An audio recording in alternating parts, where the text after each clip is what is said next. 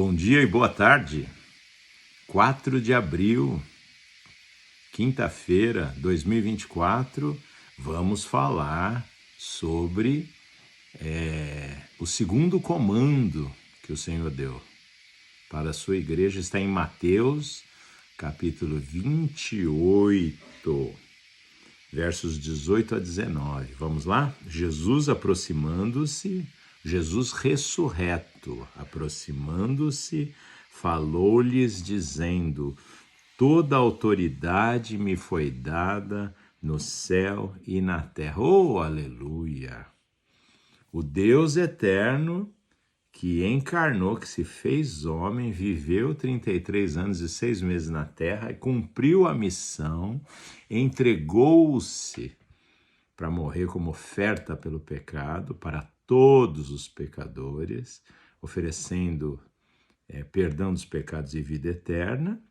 E porque ele se humilhou e obedeceu ao Pai até a morte, morte de cruz, morte de maldito, estou citando Filipenses 2, Deus o exaltou soberanamente e lhe deu o nome que é sobre todo nome, para que ao nome de Jesus, Yeshua bendito, se dobre todo o joelho dos que estão nos céus, na terra, debaixo da terra, e toda língua confesse, Ele é o Senhor, para a glória do Pai. Então, toda autoridade me foi dada, recebeu, conquistou na cruz, na obra da obediência, venceu a morte, morreu e ressuscitou. Fato histórico, a ressurreição de Cristo, que merece um veredito, merece uma análise da ciência, dos homens de inteligência e boa vontade, dos homens que não têm preconceitos. Nós estamos aqui dizendo: Jesus afirma, toda autoridade me foi dada nos céus e na terra. Baseado nessa autoridade que ele conquistou, agora ele diz: ide, portanto, fazei discípulos de todas as nações. Presta atenção que o mistério de Deus é indivíduos e nações, porque ele criou os indivíduos e as nações. O mistério de Deus é com relação a anjos, porque ele criou os anjos. E anjos caíram, anjos permanecem fiéis. Então, há um mistério. Agora esse mistério vai ser desvendado através da igreja, eclesia no grego, corpo de Cristo, onde ele é a cabeça, e ele diz: ide, portanto, por causa da autoridade que eu recebi e transfiro para você, igreja, e fazei discípulos de todas as nações. Ele não falou algumas, todas as nações. Batizando-os, e agora é o batismo nas águas, né? Porque é o homem que batiza, não é Deus que batiza, mas é o homem. Então, batizando-os em o nome do Pai, é um nome, do Pai, do Filho e do Espírito Santo. Só tem um nome que foi dado entre os homens pelo qual devamos ser salvos, o nome de Jesus Cristo. E se a gente for em Atos, a gente vai ver que eles batizavam em nome de Jesus Cristo, né? Cristo é ungido. Messias significa ungido de Deus. Aquele que é Deus mesmo, que se faz homem e vem com a plenitude da unção para mudar a nossa vida. Batizando-os, ato de obediência, ato público de testemunho, de conversão, ensinando-os a guardar todas as coisas que vos tenho ordenado, e eis que, fidelidade, estou convosco todos os dias até a consumação dos séculos. Então, aqui estamos no ponto do discipulado. A igreja precisa aprender que essa é a missão. Primeira, ganhar almas, incessantemente, intencionalmente. Falaremos depois sobre ganhar almas. Agora, discipular, nós temos que entender. Discipulado, ir e fazer discípulos, não é ter um culto dominical onde há uma pregação, mesmo que ungida e boa, onde há uma adoração, mesmo que ungida e santa. Elas não cumprem a missão. A missão de fazer discípulos, ela é muito mais profunda e ela é específica. Você não pode dizer: eu estou fazendo missão, eu estou fazendo discípulos pregando. Não. Fazer discípulos, nós temos que analisar, existe muito em cima do fazer discípulos, tá? Muitos aspectos. Obviamente, com os meus curtas eu não vou falar tudo hoje, mas eu vou continuar, porque você precisa entender onde que está o fazer discípulos, o que significa. E claro, nós podemos olhar para Jesus, como Jesus tratou os seus discípulos. 3 anos e 6 meses, diariamente, intencionalmente, intensamente, botando eles na prática da palavra. Palavra não é teoria. Você não pode ficar dando aula, e eu já fiz isso muitas décadas, dando aula. E as minhas aulas são ungidas, e eu tenho a graça na palavra, recebi de Deus. Não há nada bom que eu tenha que eu não tenha recebido. Então, a glória é dele, mas eu ter graça e ministrar a palavra, claro que traz entendimento, é importante a ministração, mas ela não é tudo. E ela, na verdade, é uma parte do discipulado. O discipulado requer prática. O discipulado requer fazer as pessoas entrarem em ação com a palavra. Veja que Jesus falava, então lança a rede, vamos pescar. Prático. Marketplace é o lugar do trabalho.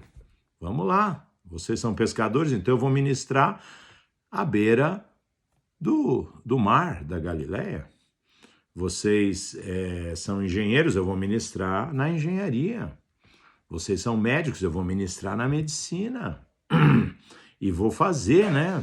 Alimentai-vos. Tem uma multidão, eles vão morrer de fome. Estamos aqui num lugar desértico. Dá de comer para esse povo. Prática. Dá de comer para eles. Prática. Não, mas nós não tem padaria, não tem mercado, nós não temos recursos. Ah, não? Então vamos entrar no sobrenatural. Nunca, jamais o reino de Deus se consistiu simplesmente na natureza. Nós temos que tomar muito cuidado com o humanismo, que coloca o homem acima, a inteligência do homem, a sabedoria do homem. A palavra de Deus é muito clara. Se aquilo que eu faço eu não dependo de Deus, não é de Deus. Eu dependo do poder de Deus, eu dependo da santidade de Deus, eu dependo da graça de Deus, eu dependo de revelação, espírito de revelação. O conhecimento é intimidade. Então tem que haver a prática, aleluia, prática. Então, o nosso cenário de igreja, a igreja reformada, ela tem que permitir as pessoas praticarem os dons, o entendimento bíblico, a graça de falarem, de orarem, de ministrarem. As pessoas precisam ser ativadas, com atividades. Claro, com prudência, porque nós temos que fazer avaliações do discípulo. Então vamos para a avaliação. Agora eu quero ir para 2 Timóteo, capítulo 2, versos 1 e 2.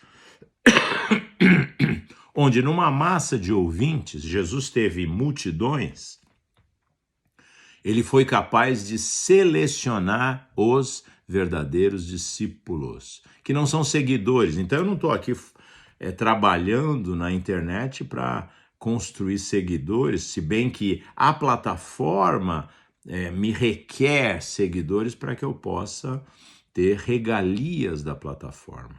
Mas não é isso.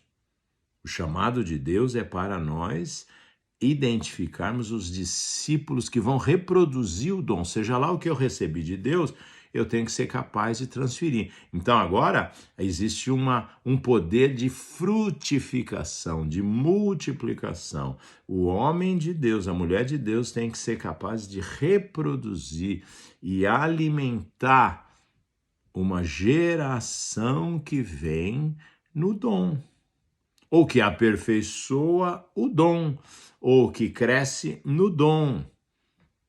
Amém? Então vamos ver aqui como é que Paulo fala com Timóteo. Ele fala assim: tu, pois, filho meu, fortifica-te na graça que está em Cristo Jesus. E o que de minha parte ouviste através de muitas testemunhas, isso mesmo transmite a homens fiéis e também idôneos para instruir a outros. Opa! Então tem uma cadeia, certo? Meu discípulo Timóteo, fortifica-te na graça que está em Cristo Jesus. Fica forte no Espírito, fica forte naquilo que você recebeu. Considera o que você recebeu e preserva, porque a tua vida é um tesouro.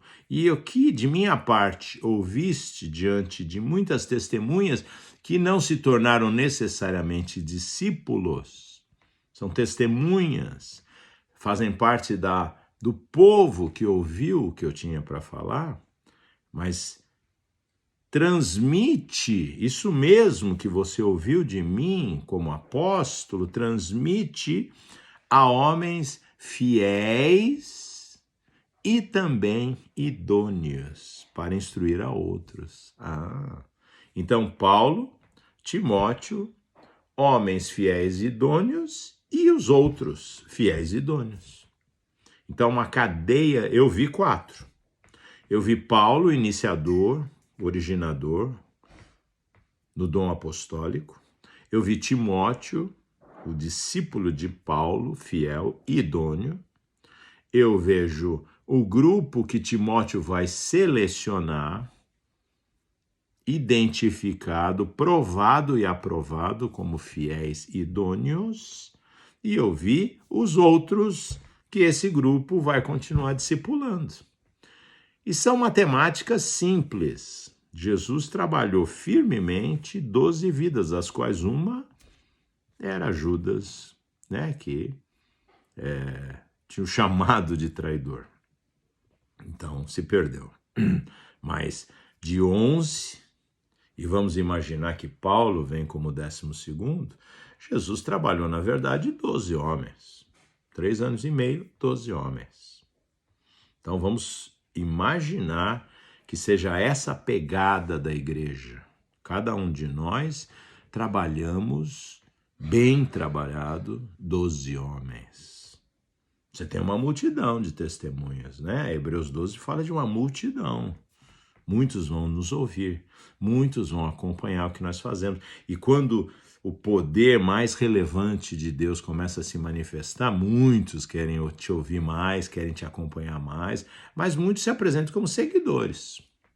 Ou como os crentes, dá, me dá, eu quero, ora por mim, libera uma profecia para mim, fala que está tudo bem, fala que Deus é comigo, reforça o meu coração, mas o seguidor não é necessariamente o discípulo é o seguinte, eu quero fazer o que você faz.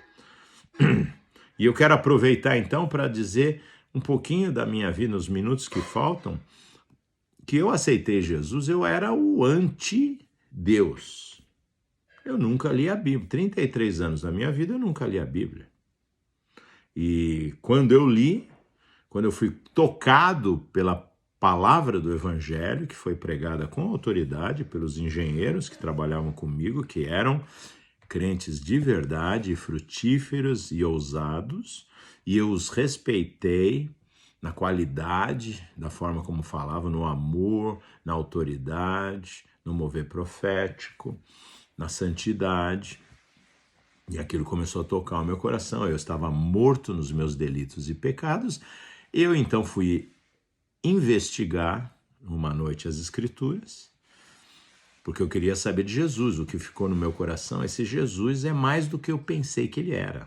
Achei que ele era um homem histórico, não queria saber de religião. E estava claramente, né, comprometido espiritualmente, com espíritos imundos controlando o meu ser.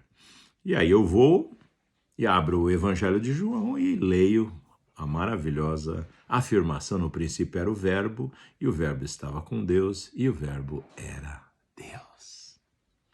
Ele estava no princípio. Tudo foi criado por ele e para ele, né? Ele é no princípio de todas as coisas, ou seja, ele é o Criador.